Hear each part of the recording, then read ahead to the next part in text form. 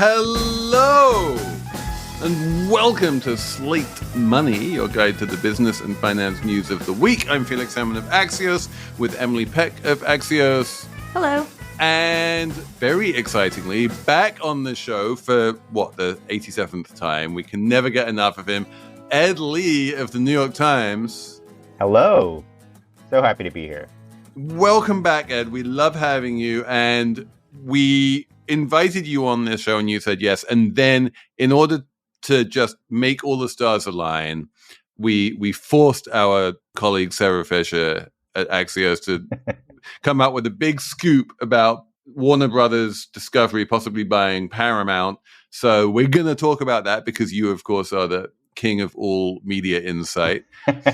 We are going to talk about just the economy broadly because we need to talk about what happened in 2023. It was kind of a big deal.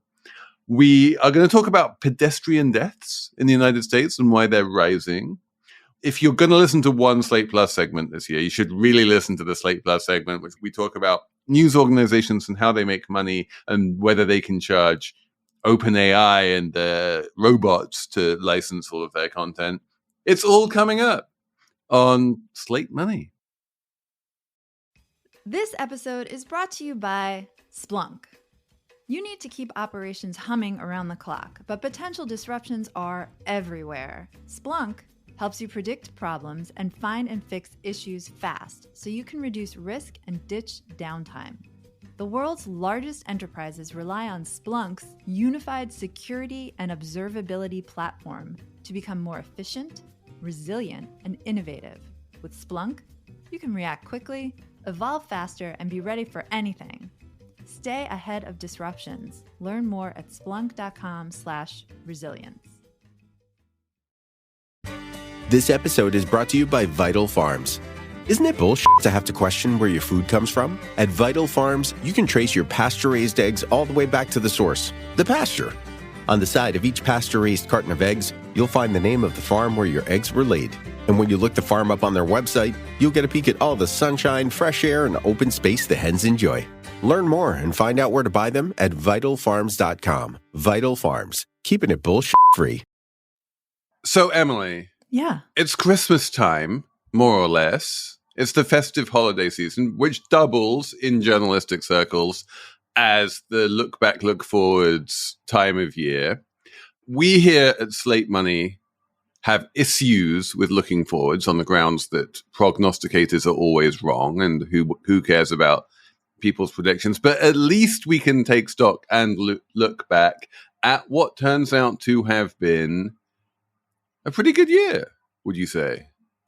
Oh, it has been a good year for the money stuff. I mean, if you just look at the S&P 500, it's up, as we're talking on Friday, 24% for the year, which is like, that's a huge. Can you imagine if your money just compounded? I mean, to be fair, that basically just like it went down in 2022, it went up in 2023, and now we're like back to where we started at the beginning of 2022, more or less. But that was already so it went down in 2022, which we discussed, I think, last year with Josh Brown. It fell just shy of 20% in 2022. It was a big bummer. Everyone was very bummed by that. But before that was at an all-time high because of the pandemic.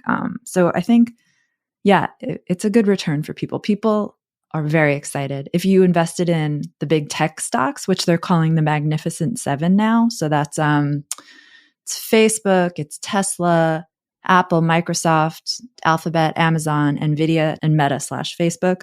Those stocks in 2023 rose 75%. And Nvidia's, this was all on like AI hype. So just from like a stock market perspective, it's been an incredible year, just defying expectations. I always find NVIDIA to be sort of the interesting part of that cohort, right? It's the back-end company to all these things, ultimately. Mm-hmm. But more broadly, like stonks in general did what we love them to do, which is go up and to the right. And it wasn't for the same reason that they did that in 2021, which was that, everyone kept on surprising on earnings. There didn't seem to be an obvious driver. Like, sure, with NVIDIA, it was obvious their earnings were going up. But, the S&P 500 broadly was not like, oh my God, the earnings are so strong. It was just more that like the thing that we had feared in 2022, which was like slumps and recessions and some parade of horribles, just didn't happen. The economy turned out to be pretty strong. We had 4 quarters of healthy growth. We kept unemployment at very low rates. And, you know, we talked last week about like whether or not we achieved this soft landing or whether we're just like on track for a soft landing. But Emily, you phoned up Larry Summers this week and basically said, "Oi, you were wrong, weren't you?" And he was like speechless. No, he was definitely not speechless. But the title of the piece was "Everyone Was Wrong About 2023," and of course, not everyone was wrong. I want to say that I was right. Like I am very rarely right, but I kind of called this one. Right. Everyone but Felix was wrong about 2023. I called Larry Summers because he famously in 2022 said in a speech and in an interview with Bloomberg, he was like, if inflation's going to come down, unemployment rate's going to have to rise at least something like 2 points or even higher. I mean, there's going to be a lot of pain. Sometimes they were saying like 9%. Him and Jason Furman pulled out some formula and was like, you know, it would have to be at 7% for 3 years or 9% for 1 year or something like that. And, you know, in fact, it just stayed below 4% the entire time. Just yet more evidence that economists just like to make it up as they go along. Well, I mean, they were looking at history and saying, well, this is how we did it in the 1970s. And in the 1970s, we raised rates a lot and unemployment went up a lot. And so that's what's going to happen this time. But like the 1970s isn't the only time the U.S. had inflation. It was just the wrong time frame to look at. Also, just I'm sorry, but like the economy is just really different from the 1970s. I mean, we live in a global economy now, right? That is the huge factor here, that anyone who's hearkening back to the 1970s is sort of a way to kind of, you know, evaluate today. It's just, I'm sorry, that's just wrong. But this is a really interesting question, right? Because during the sort of Greenspan-Bernanke era of no matter how much we cut rates, inflation will never go up, the standard narrative was globalization, and specifically the rise of China. And it doesn't matter what's happening with interest rates. If Chinese exports are expanding, if China continues to grow, if it keeps on undercutting the world in terms of just making ever cheaper goods, like that's just going to keep inflation contained. And that kind of was the big overarching explanation, or one of the big overarching explanations for why inflation was so low. And it did seem to be the case. You know, it's a bit like this argument that like Walmart is good actually because it keeps prices low for normal people. Like globalization is good actually because it keeps prices low for lots of people. And this was always the argument. And then very clearly what happened, partly because of COVID, partly because of the invasion of Ukraine, partly because of like domestic politics in the US and US-China tensions, was we started upon what feels still to this day to be like a inexorable, if slow, deglobalization. And next week we're going to have Henry Farrell on talking much more about US-China. But the fact is that globalization only keeps inflation low insofar as we are increasingly globalized from year to year. And it seems obvious to me that certainly in 2023, there was not increasing globalization, and probably at the margin, there was decreasing globalization. If there's decreasing in globalization, that should be inflationary. And that was a core part of inflation that, surprisingly to me, didn't happen, or at least I couldn't see it happen. Well, part of the story also, not to bring up China because you just punted China, but China had a really bad year. Their economy was yeah, and so that should also be a form of, that would be bad. If China doing well causes prices to come down in America, then conversely, China doing badly should cause prices to go up, right?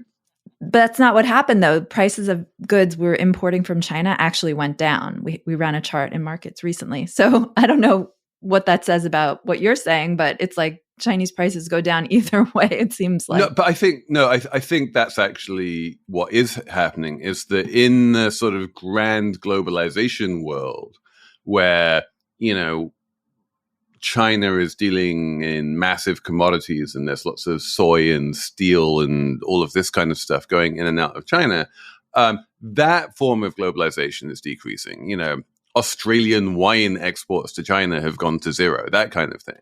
Right, of course. Ed, you knew that, I'm sure, about the Australian Yeah, wine. that was right off the top of my head there. On all the 2023 wrap-up lists. Although that was more of a 2022 thing. No, it was because the Australian Prime Minister at the time was very rude about COVID being Chinese. So like, screw you, we're just gonna like ban all imports. But what happened in 2023 was we saw, like, on the direct to consumer level, something that we haven't seen before. We saw the rise of Shein and Temu and places like that. And that brought down prices for, you know, if I'm just ordering something on the internet, suddenly there's something which is much cheaper than Amazon. And Amazon, which used to be a force bringing prices down, is no longer a force bringing prices down. But we now have a new online app-based way of forcing prices down. Well, the internet just tends towards lower prices. That's a big function of the internet, right? Like Amazon sort of set that sort of rule early on. And you're right, Amazon is no longer the cheapest purveyor anymore, but these other places start popping up. And then also, like, yes, China, but then if China's going to have a bad year, you know, had a bad year, their forecast doesn't look great either, from what we can tell, at least the information they give us. But then there's India, right? And then there's now parts of sub-Saharan Africa that are, you know, their economies are on the rise. So one side will wane, other elements will rise. Another big surprise this year was oil. Oil prices really came down. Gas prices really came down. The U.S. Just is pumping out lots of this stuff. We are the biggest pumper of oil, I guess, right? We are the biggest pumper of oil. Yeah. And that's been kind of a surprise after, 2022 and the Russia invasion of Ukraine drove prices up so much and drove that like spike of inflation. Just when everyone thought inflation was transitory, that happened and everything went kablooey. I think people thought 2023 would see really high oil prices, and that didn't happen either. That was kind of a surprise, you know. But that was what was amazing about this economy right now is consumer spending. That's what, you know, soft landing. That looks like the Fed might actually get the soft landing, and a lot of it has to do with consumer spending. Period. Yeah, that was the one big surprise. Every single month the consumer spending figures came out, everyone was like, "Oh wow!" Like, you know, for all of this talk of vibe sessions and consumers being unhappy about the economy, they're not showing that in their spending. They are going out and spending like they are in the middle of the best economy they've ever seen. So what is this unhappiness? I don't get it. I really don't get that. Can someone explain this to me, please? So this is honestly, I really want 2024 to be the year of no more think pieces about like, why are people so unhappy about the economy when the economy is doing so well? Because I've read that piece roughly 8,000 times at this point, and I've had that conversation roughly 80,000 times. And I don't think anyone has ever come up with a satisfactory answer. But there was an interesting hypothesis from Dan Davies on Substack last week, saying that part of the reason why people are unhappy is because what you used to think of as enjoyably spending money, retail therapy, you know, I'm going out and I'm spending money on something that I love, has become transmogrified in this age of subscription services into, oh shit, that's another monthly credit card bill. And you get more and more of personal consumption is in the form of subscriptions of one form or another. So you're spending without realizing you're spending, kind of spending. You're spending without realizing that you're spending, and there's just a whole bunch of money that just like appears on your credit card or disappears from your bank account every month. And it just, you don't feel like you're making that active choice to spend anymore. And it feels like you have less money left over. You know, if you go to a movie and swipe your credit card for $17, like, then you feel like I have made that conscious decision to spend $17. But if you have an, you know, Apple TV Plus subscription or whatever it is for $17, it's just kind of this thing that it doesn't feel like it feels like a much more passive spending, which is harder to control. I like that theory, but it still sounds very theoretical. I want to see some real data. I want to see like where this consumption is happening. I don't buy this at all. Even Dan doesn't entirely buy this theory. He's like, no, the main reason why people think the economy is bad, even when they're spending as though it's good, and even though the economy is objectively good, it's just because people are wrong. I mean, this is Occam's razor, right? Like if people say something that is false, the main reason they're saying something is false is because they're wrong. You know, and I feel like this very simple explanation for the vibe session thing is not really trotted out enough. People are just wrong. That's wrong. What everyone says, but then they puzzle over why they're wrong. But you're just like, skip it. They're just wrong. They don't know. It's over. I think Felix is right about that. But the question is still an important question, though, because, yes, they're actually spending. That's the reality. Forget what they're saying out of their mouth. However, 2024 election, right? That's where it really does matter, right? The sentiment, even if they're incorrect in linking it to a bad economy, could result in a very different election outcome, right? And who will be president for the next 4 years. It could, or it could not. Like, again, this whole idea that people vote according to whether they think the economy is good or bad, rather than whether they themselves are doing well or badly in the economy, is not clear. Like, I think when you talk about the vibe session stuff, a lot of it is just opinion polls of saying, like, how do you feel about the economy? How do you feel Joe Biden is doing on the economy? It's like quasi-political questions. Whereas, you know, if you ask people, you know, how your finances, they actually say, well, no, my finances are actually fine. I'm actually doing all right, but, you know, the world sucks, right? The world is going. No, this is exactly the same thing that we've seen for years in public schools, which is if you ask people, like, tell me about the quality of public schools in America, everyone comes out and says, they're terrible. And then you say, tell me about the quality of the public school where you send your kids. And they go, oh, yeah, that one's good. Are you selling a little or a lot? Shopify helps you do your thing however you cha-ching. Shopify is the global commerce platform that helps you sell at every stage of your business, from the launch your online shop stage to the first real-life store stage, all the way to did we just hit 1 million orders stage. Shopify is there to help you grow. You might be selling soap or outdoor outfits or Christmas presents, whatever it is, Shopify helps you sell everywhere. They have an all-in-one e-commerce platform, but they also have an in-person point-of-sale system. Whatever you're selling, Shopify has you covered. They Shopify 10% of all e-commerce in the United States, and they power massive brands like Allbirds and Brooklinen and millions of other entrepreneurs of every size across 175 countries. If you've never thought about going international, it's the easiest thing in the world with Shopify. They have award-winning help to support your success every step of the way, because businesses that grow with Shopify. Sign up for a $1 per month trial period at shopify.com/money, all lowercase. Go to shopify.com/money now to grow your business no matter what stage you're in. Shopify.com/money. Slate Money is sponsored this week by GiveWell. It is the giving season. Give lots of money to people who need it. Give lots of money to places that will save lives and save the people who really need the cash more than anyone else on the planet. How do you know who those people are? You can do a huge amount of research on your own, or you can outsource it all to GiveWell, that has done all of that work for you and has done all of that work with money that they get from other places, not you, which means that 100% of your money goes directly to the highest impact charitable organizations in the world. Over 100,000 donors have used GiveWell to donate more than $1 billion, and rigorous evidence suggests that those donations are going to save over 150,000 lives and improve the lives of millions more.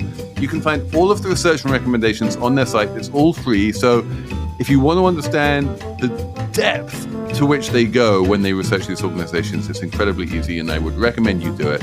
And then, once you've done that, you can make tax-deductible donations to the recommended funds or charities, and they don't take a cut. Here's the best bit. If you've never donated through GiveWell before, you can have your donation matched up to $100 before the end of the year or as long as matching funds last. To claim your match, go to givewell.org and pick podcast and enter Slate Money at checkout. Make sure they know that you heard about GiveWell from Slate Money to get your donation matched. Again, that's givewell.org to donate or find out more. I want to talk to you, Ed, because you are the great Ed Lee, and you know these things better than anyone else. I wanted to talk to you about, media consolidation. We need to talk about, this is the big news. Sarah Fisher, the crack media reporter at Axios, who's on sabbatical, I should mention, and was filing the story from Singapore, managed to break this huge news that Warner Bros. Discovery is in serious talks with Paramount about buying Paramount, or possibly their Paramount's parent organization, which has the most wonderful name, National Amusements. I've always loved that. One of my favorite bits of this story, which people haven't really picked up on, is that David Zaslav, who's the CEO of Warner Bros. Discovery, and who everyone has kind of assumed has been interested in Paramount for a while, he literally just walked in the door of Paramount HQ in Times Square and went up to Bob Bakish's CEO office and spent a few hours there and talked about this.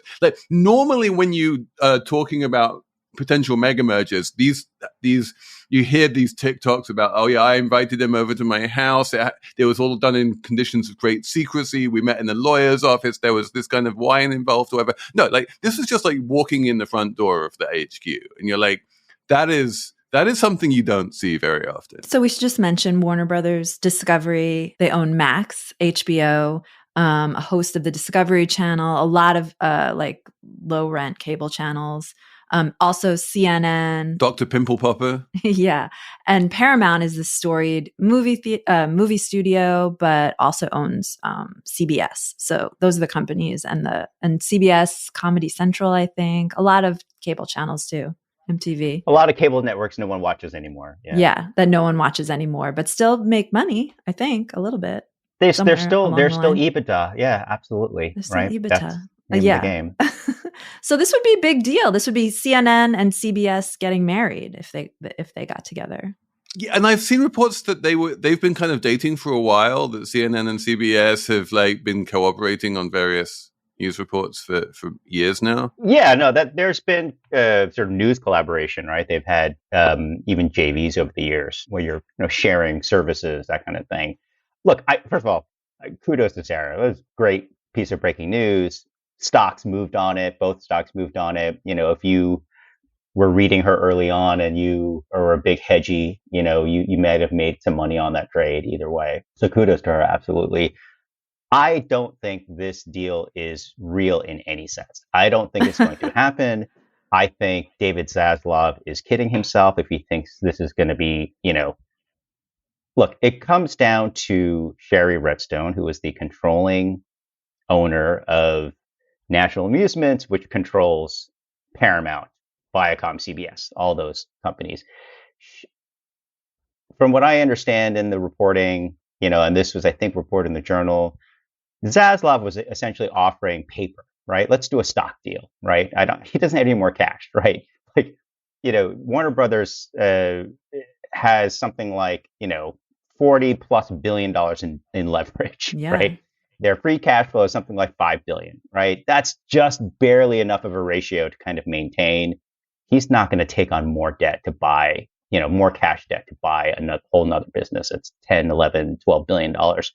Sherry Redstone does not want paper. She wants dollars, right? So, if it's just a negotiating position, fine, right? Maybe they come to a deal. But ultimately, how much more leverage can Warner Brothers take on? I can't see John Malone, who's one of the board directors and important backer of Warner Brothers Discovery, agreeing to any kind of a circumstance like that, right?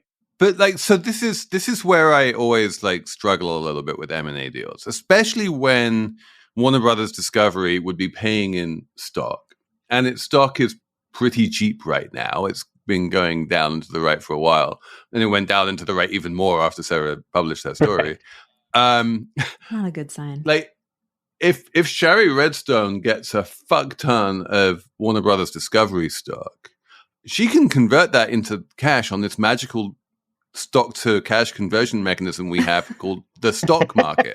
Like, she can just sell the stock, but it'll be falling in price as she's doing that. Yeah, sure. At the margin, if she owns like 25% of Warner Brothers Discovery, then like, you know, just dumping it all on this on the market one day would probably be bad for the price. She might want to do some block trades with Goldman Sachs, but the fact is that she would be buying into a very large media conglomerate at what is objectively a pretty low / attractive price. And she could sell that as quickly as she liked if ever she wanted cash, with the expectation that it's probably more likely to go up than go down, partly because there are economies of scale and partly just because it's so cheap to begin with. So in theory, yes, but the stock prices of both went down on news of the deal, right? No one likes it. The market doesn't think that ultimately that kind of a combination would unlock value, right? Synergies, blah, blah, blah, right?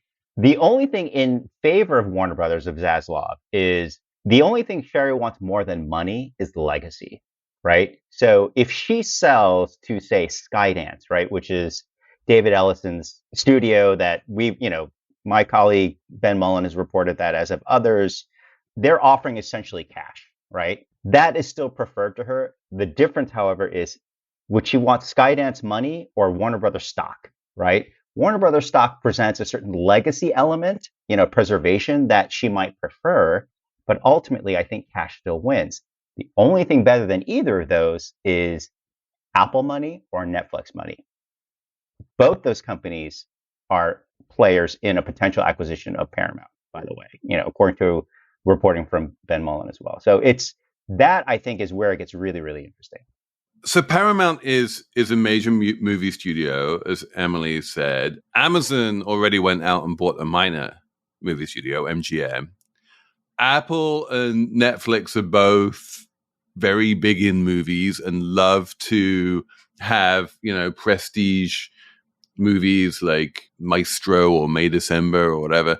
And so you can see in principle how they might find it attractive, especially now that given the share price, it doesn't see like, compared to the size of Apple, it's a rounding error, right? The amount they would have to pay for it. Well, so here's where it gets even more interesting, right? The weird structure of Paramount ownership, right? Paramount, publicly traded, is the controlling shares of Paramount are owned by basically Shari Redstone through National Amusements, which is a private entity. That stake is basically worth $1 billion. In other words, David Ellison or Warner Brothers Discovery or Apple or Netflix could just buy that $1 billion stake to control the company, right? So instead of spending 10, 12, $15 billion to own Paramount outright, you can just buy Shari's controlling stake for $1 billion plus and control the company. Can Zaslav do that? Anyone can do that. It's just a matter of where Shari's willing to go. All right. So like in that case, why doesn't David Zaslav walk out of Bob Bagash's office and into Shari Redstone's office and be like, I don't actually care about the, 90% of the of Paramount that's publicly listed and has a bunch of like non-voting shares or shares with very few votes. What I care about is your shares with the mega votes. Can I just buy those at like 2x what they're worth? That's presumably illegal somehow. Like you're not. Is he allowed to do that? Anyone is allowed to do that. So why isn't he doing that? Good question. In other words, if he were serious, that is the conversation he would be having. That is the meeting he would be having, right? Everyone knows how it works. Everyone knows the structure of this company, how to control it. It's the byproduct of this weird, dual class structure, right? That Viacom, Paramount, CBS have had for years, right? And it can be exploited, right? And this is just the way to exploit it. That is actually what Skydance has actually initially pursued, wasn't buying out Paramount because Skydance is this tiny little company. I just want to pay you $1 billion plus. I can control the company. There are disadvantages of that, of course, right? There's a lot more bureaucracy around that. You only have control over the board, essentially, right? You then appoint board directors. You tell them what to do. They then have to do it, all right? Maybe they don't comply even, right? So that's not as clean cut a method ultimately. Oh, that's not really running a company then, right? I mean, it is running a company, but it is running a company. Yeah. You're not like getting your hands in the meat of it. Well, you can change who the CEO is. You can do all of that. Just tell them what to do. It's just many more steps to get to where you want to get to. Okay, we are going to take a break, and then when we come back, we're going to talk about cars. This show is brought to you by Discover. You know, in today's world, it seems the best treatment is reserved only for a few. Well, Discover wants to change that by making everyone feel special. That's why with your Discover card, you have access to 24/7 live customer service, as well as $0 fraud liability, which means you're never held responsible for unauthorized purchases. Finally, no matter who you are or where you are in life, you'll feel special with Discover. Learn more at discover.com/creditcard. Limitations apply. Slate Money is sponsored by Planet Money, which is a glamorously produced podcast about the world of money. We love the Planet Money folks over here at Slate Money. They cover everything from labor strikes to climate change to your crappy office printer, and they make it entertaining. Economics is everywhere and everything fueling our lives. And so if you're a fan of Slate Money and want to learn something new and exciting about economics every week, check out Planet Money. It's a podcast. It's made by NPR. It will tell you whether AI will take over our jobs. It will tell you whether fancy vodka is just fancy marketing. It will explain why Christmas trees are so expensive.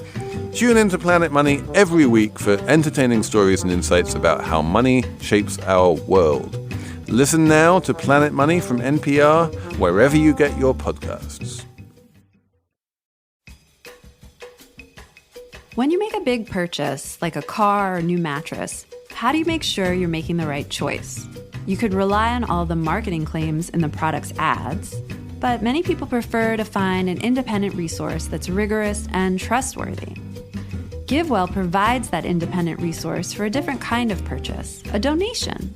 GiveWell has spent over 15 years researching charitable organizations and only directs funding to a few of the highest impact opportunities they found in global health and poverty alleviation. Over 100,000 donors have used GiveWell to donate more than $1 billion. Rigorous evidence suggests these donations will save over 150,000 lives and improve the lives of millions more. GiveWell wants as many donors as possible to make informed decisions about high-impact giving. You can find all of their research and recommendations on their site for free. You can make tax-deductible donations to their recommended funds or charities, and GiveWell doesn't take a cut. If you've never donated through GiveWell before, you can have your donation matched up to $100 before the end of the year, or as long as matching funds last. To claim your match, go to givewell.org and pick podcast and enter Slate Money at checkout. Make sure they know that you heard about GiveWell from Slate Money to get your donation matched. Again, that's givewell.org to donate or find out more.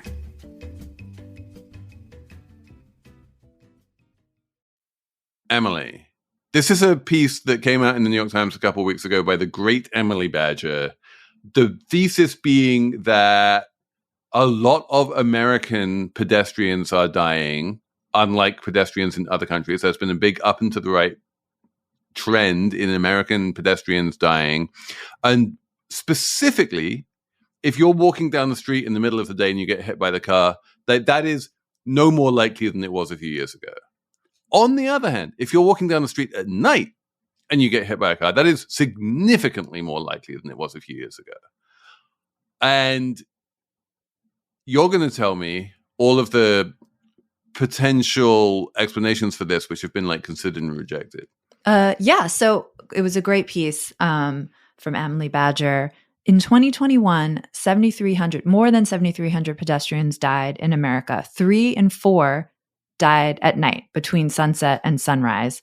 This is an American phenomenon. It isn't happening in other similar developed nations, which have seen pedestrian deaths go down. And the reasons, I mean, Emily says in her reporting, no one really knows what's going on, which is true, but there's a lot that is going on. So American cars have gotten a lot bigger over the past 15 years. I mean, anyone who doesn't live in New York City, so me, I know this because I drive places in my little Volkswagen, and it's like you feel like a little midget out on the road, and these like just vehicles are just towering over you. These like giant Broncos or Jeeps, whatever. Cars are much bigger, so when they hit people, they kill them. They're much more likely to kill them. There's also the number started going up when the iPhone came out, right? So Americans are looking at their phones more. They're much more distracted. And the Times piece has this very interesting point about in other countries, they are more, what do they call them? The manual transmissions, So people are using both hands to drive. So they can't look at their phones. That's like this great like design flaw. I really love this explanation of like the Europeans still have manual transmissions, and that just you don't have your phone free to fiddle around on text people, and that's saving lives. And that could be a lifesaver. Incredible. And also, I think, you don't see remotely as many people driving around in F-150s in Luxembourg. But I can tell you just from driving around my suburban neighborhood, people are looking at their phones all the time because you can see when you're like driving behind someone, they'll just start like kind of like swerving around like they're drunk or something. And they're not drunk. They're just like fiddling with their phone or something and just driving all crazy. I mean, it's a real thing that happens. Or sometimes I'll be, you'll see cars driving really slowly and I'm like, why? Yes. And he's just on his phone, right? Kind of a thing. I like the manual transmission idea. We should bring that back here. We should make that a requirement. Oh, no. Don't make me learn that. Well, millions of Americans. It's funny. Whenever I travel through Europe and rent a car, invariably they tend to be just manual cars. I know how to drive manual. That's how I learned to drive. The one time I really, really don't like driving manual is in the UK because everything is backwards. It's on. I use my left hand, and I'm on the wrong side. And I have to do a roundabout. I'm just like, the amount of brain processing you have to do just to kind of manage that is immense. But aside from that, I think it's just a more fun way to drive anyway. But also, I think what you're saying about brain processing is much bigger than just manual transmissions. The more that you are thinking about driving and not thinking about something else and concentrating on the road and not concentrating on something else, the less likely you are to run into a human and kill them. And American roads, much more than roads in other countries, have been designed to make it easy to drive without thinking too hard. And that's fundamentally dangerous. Now, this has always been the case. This is not something that is new over the past 15 years, so it doesn't explain the uptick in deaths. But given that we have roads that are easy to drive on, what that means is that as we have entered this era of plentiful distractions and like whopping great big screens that are shining at you in the middle of the night, we wind up looking at those screens and paying more attention to those screens and thinking about what's on those screens, whether it's a text message or a map or whatever it is, much more than we ever used to, because those screens never used to exist. And I think a lot of this is just is various forms of light pollution. I think there are two in particular. One is the light coming from the big screen in your car that is shining at you and giving you information and is going into your eyes and is making it harder to see things in the dark that are outside. And the other is the big SUVs that Emily is complaining about have really bright LED lights that are much higher up than they used to be because the car is so much bigger, and they're coming straight into your face. And so that is also forcing your eyes to be in kind of like, I am receiving lots of light mode rather than I am in a low light situation here. And between the LED lights that are shining straight into your face and the screen light that is shining straight into your face, it's just that much harder to see a pedestrian on the side of the road who's, maybe probably wearing a black coat because for some reason all coats these days are black. Yeah, I think that sounds right. The other reason that that sort of was flicked out in the story that I thought was really interesting is just lack of infrastructure, right? I think you sort of pointed to this earlier, Felix, just about like how American roads are designed to be easier to drive on. You don't need to sort of process as much. Populations in the Sun Belt are rising across U.S. These areas don't have the same infrastructure around, lighting, at night, for example, or just pedestrian walkways for that matter. I mean, we're a driving country. We're not really a walking country.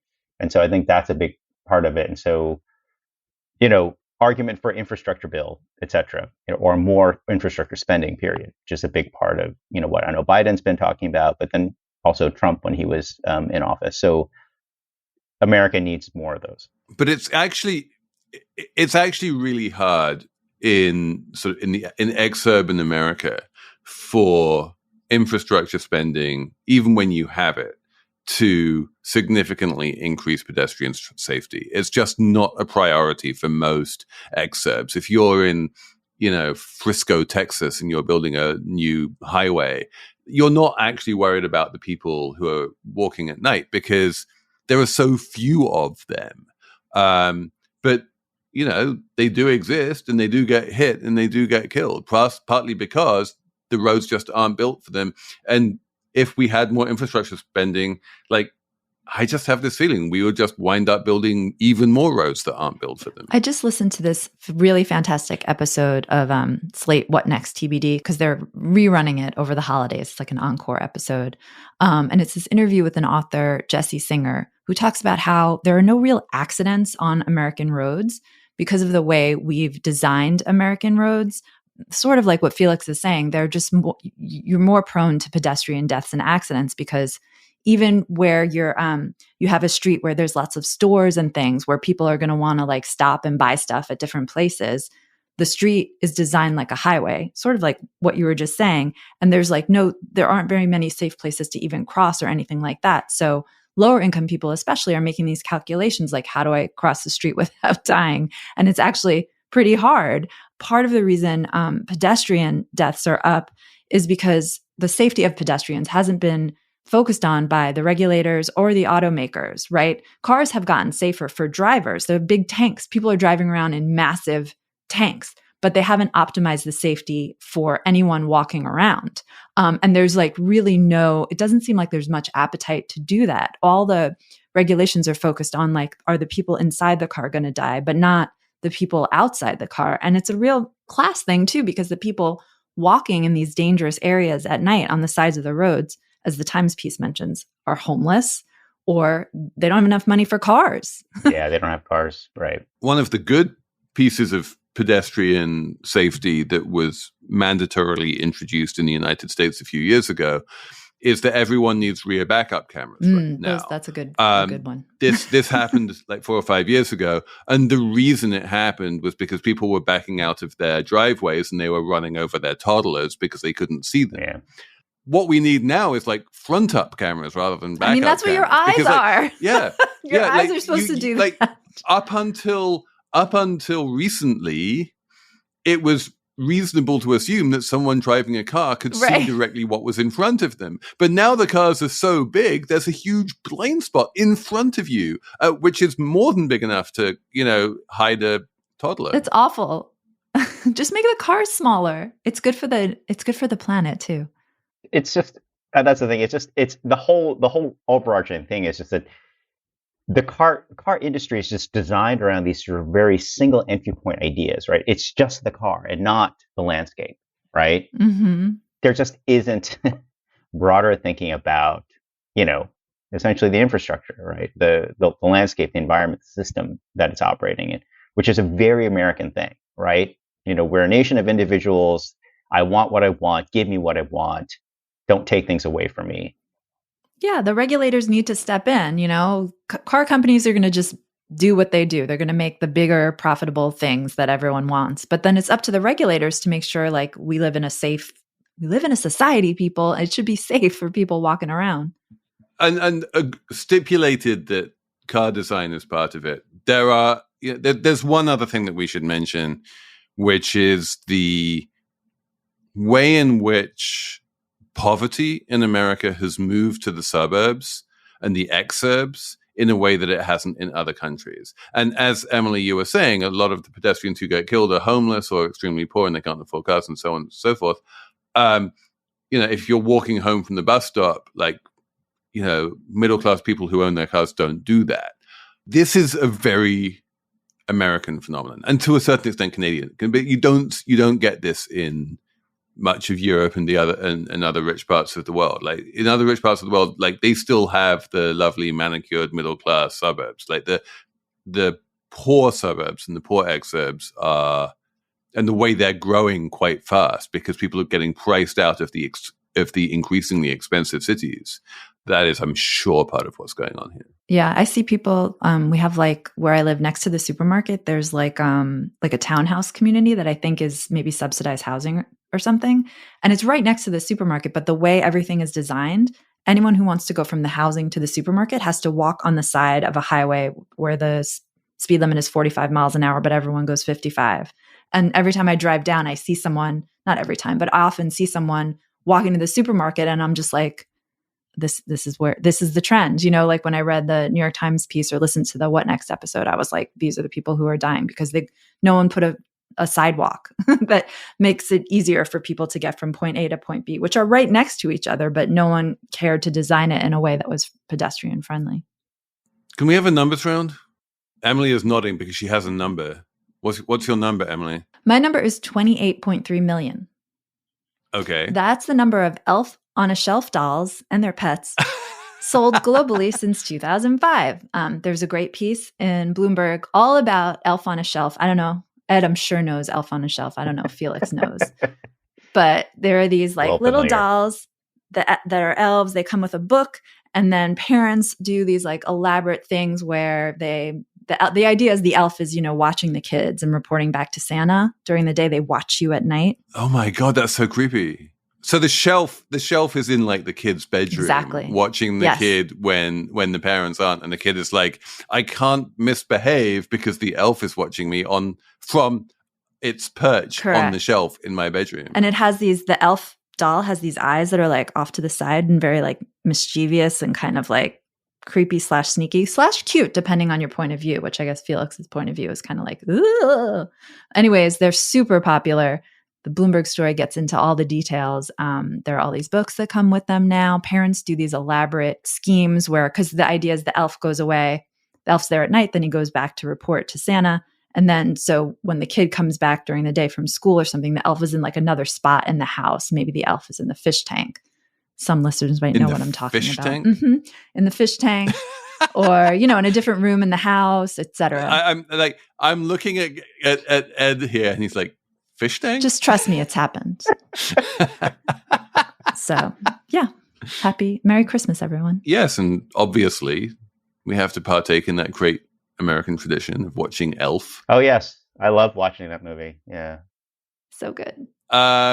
My number is completely different. My number is 3.2 million, which is, you know what, Emily? Like, we both have million numbers that aren't dollars. 3.2 million is the number of Americans who have left what the First Street Foundation calls climate abandonment areas, which is basically high flood risk neighborhoods in 818,000 census blocks between 2000 and 2020. We have been talking for a long time about global warming and the way in which various parts of the coastline are going to become uninhabitable because, sea levels are going to rise. And everyone's been talking about, Miami is going to be underwater in 10 years' time and all of this kind of stuff. And then people keep on building oceanfront property in Miami, and no one ever seems to leave. And everyone's like, well, we think it's going to happen, but it anecdotally, it never happens. Turns out that if you don't just look at Miami and you look at just like the entire coastline of the United States, the population on the coast has already decreased substantially by, in at least in these areas, to the tune of over 3 million people in 20 years, leaving places that are prone to flooding, partly because you can't get insurance, partly because places are already underwater, partly because it's more dangerous. Whatever the reasons are, this big sort of internal migration in the United States has already begun. Wow. That could be good, right? I mean, you don't want people living in super vulnerable areas. That's what we learned about wildfires. Like, don't live where there could be a big flood or a wildfire. Like, just get out of there. Correct. But it'll change like local economies like drastically. There has to be a reform around that. Ed. You want my number? Okay. Best for last. My number is 325 million. Is that dollars? In US dollars, yeah, which is the amount that the Los Angeles Dodgers are paying for Japanese pitcher Yoshinobu Yamamoto, which I think I'm saying that correctly. The most ever for a pitcher in baseball. If we're talking about baseball's dying, I don't think so. Wait, this is the same Dodgers that we had an entire segment talking about the other guy who pitches, but apparently he's not a pitcher. Ohtani. Well, no, Ohtani is a pitcher. Ohtani is a pitcher. One of the only, two-way players, what we call two-way players, basically for which the Dodgers spent $700 million, right? Because $480 million, depending on how you count. Just listen to last week's episode. Trust us. No, that was a great sort of inflation, right? But in nominal terms, right, the Dodgers have now spent $1 billion, more than $1 billion, for two players from Japan. Wow. Right. So what's interesting is that it talks about our sporting culture, and media is still driven by U.S. sports, period. Right. That's a big part of it. And international trade, right? If you want to think about it that way. Who owns the LA Dodgers? Whose money is this? So Guggenheim has an arm that owns the Dodgers, right? Oh my God, this is just a private equity thing? This is so depressing. Basically, right. I mean, it's a consortium. It's not just Guggenheim alone. It's a bunch of people. Mark Walters, the head of this group.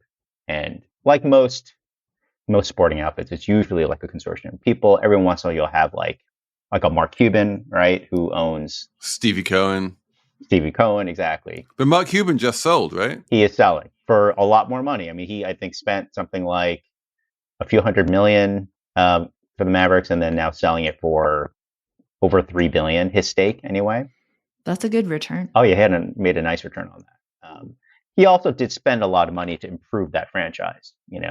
Just not just spending for players, but the whole infrastructure, the stadium itself and everything. So, okay, so we're going to have a Slate Plus segment on the news industry and whether it can make money from OpenAI and its ilk.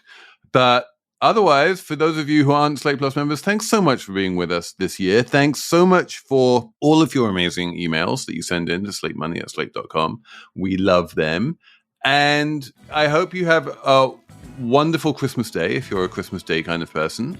Thank you especially to Jared Downing, who's producing this show on what is technically a Slate holiday, because as Emily will attest, December 22nd is apparently a holiday this year. It is. Write in and tell me you agree with me. Let us know on slatemoney@slate.com whether December 22 is a holiday, and if so, why. Is it like Christmas Eve observed? It's Christmas Eve observed. Come on. Anyway, many thanks to Jared for working on Christmas Eve Observed. Many thanks to Ed for working on Christmas Eve Observed. Ed, you're fantastic. And yeah, we'll be back on Saturday with more Slate Money.